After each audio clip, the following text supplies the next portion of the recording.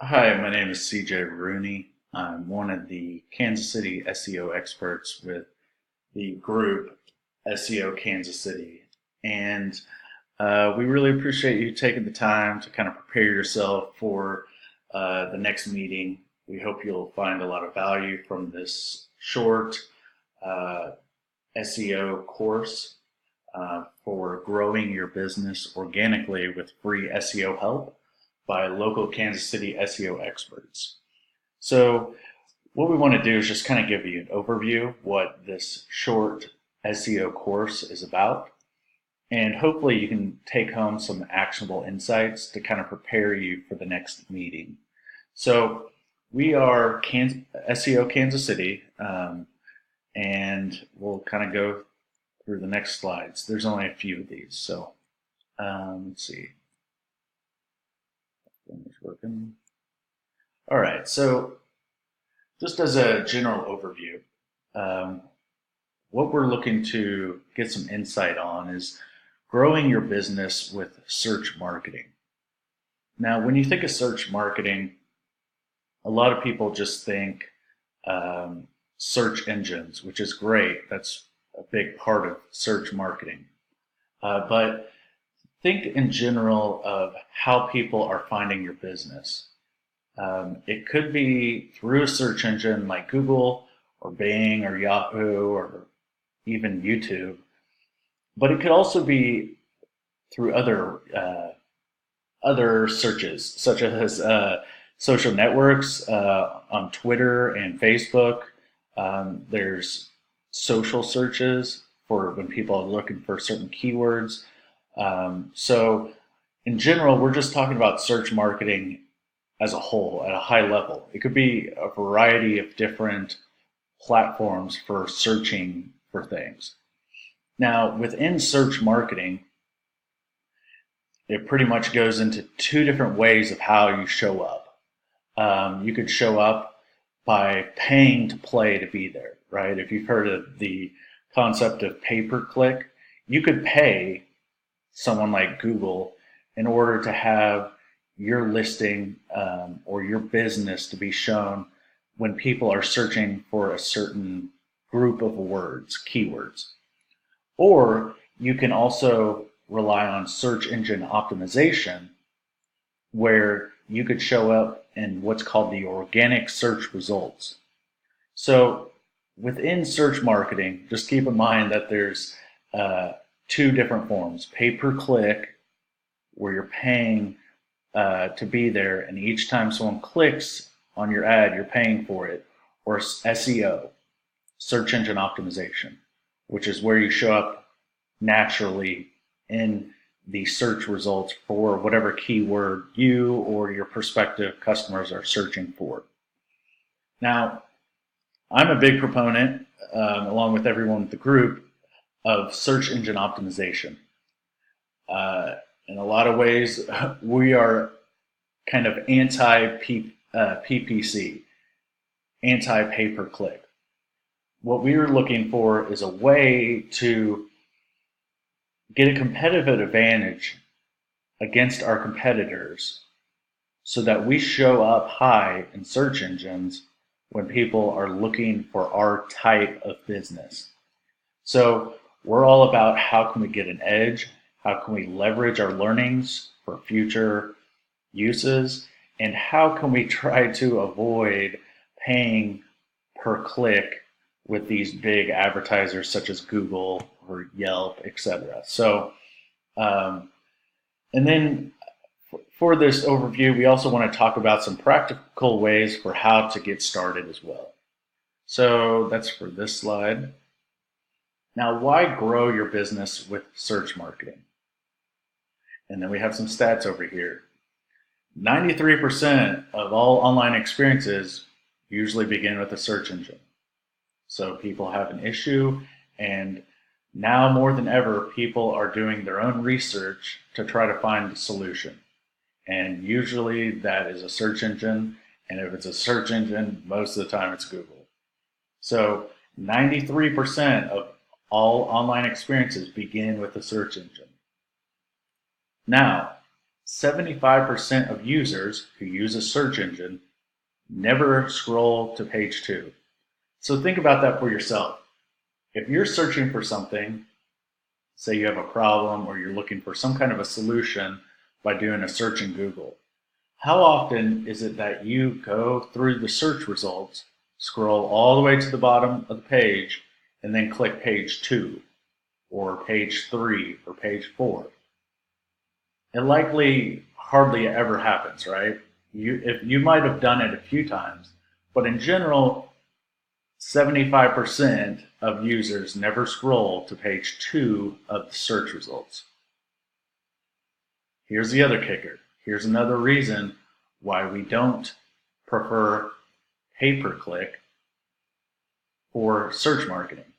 If you look at 70 to 80% of users ignore the paid ads, then that's a huge number of your potential audience that will disregard you if you rely solely on PPC, on pay-per-click. So when you see the organic search results, there's a reason for our bias of wanting to show up in organic search results.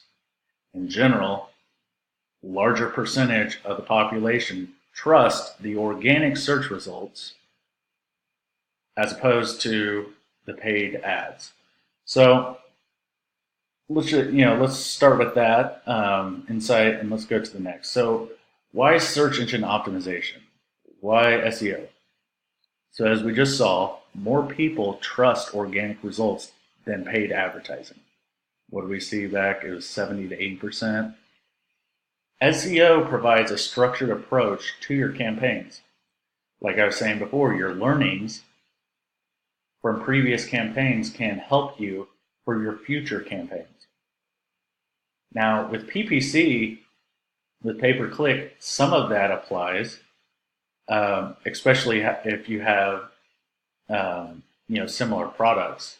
But there's basically important differences to keep in mind between PPC and SEO.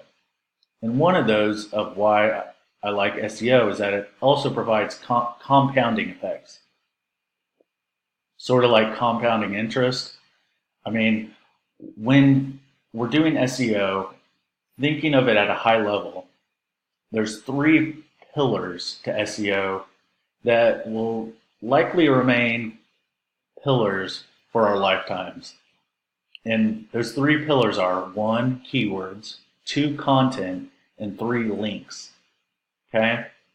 So when I say SEO provides compounding effects, all of the links, all of the good links you get linking from other people's sites to your web pages, those all have a compounding effect over a period of time.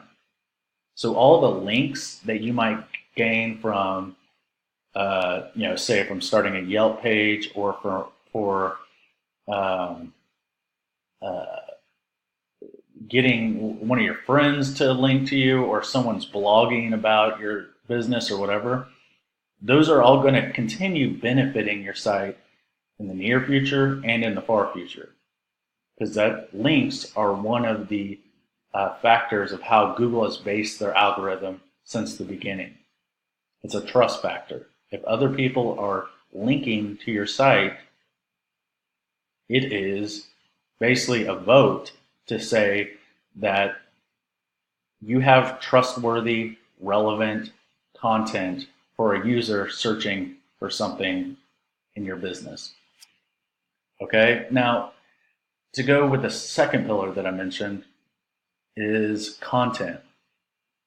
One of the big reasons why someone would link to your content from their own sites is because there's something useful on your site, whether you're the best in your industry or you have a really unique spin on, a new unique perspective on something, or for whatever reason, it's likely because of the content, which can take form in a variety of ways, from copy, from like the written word, to an image, such as an infographic, to a video, etc. Whatever that content is, that's usually the reason why people are linking to you. So it's very useful. And then the first pillar is keywords. A lot of people get this wrong, but you want to go for the types of keywords that will likely attract the right types of visitors to your web pages.